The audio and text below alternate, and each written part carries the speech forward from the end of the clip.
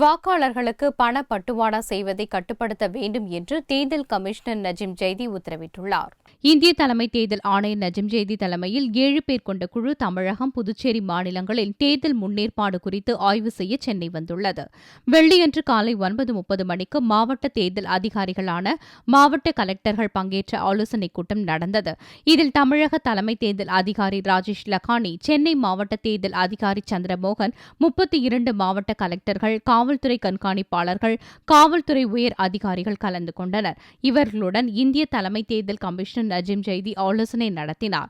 தேர்தல் பாதுகாப்பு ஏற்பாடு எந்த அளவு செய்யப்பட்டுள்ளது, பதட்டம் நிறைந்த ஓட்டு சாவடிகள் விவரம், அங்கு அமைதியாக ஓட்டுப்பதிவு நடக்க செய்யப்பட்டுள்ள ஏற்பாடு, அடிப்படை வசதிகள் ஆகியன குறித்து நஜீம் ஜைதி விரிவாக கேட்டறிந்தார். வாக்காளர்களுக்கு பண பட்டுவாடா செய்வதை கட்டுப்படுத்த வேண்டும் என்று உத்தரவிட்டார்.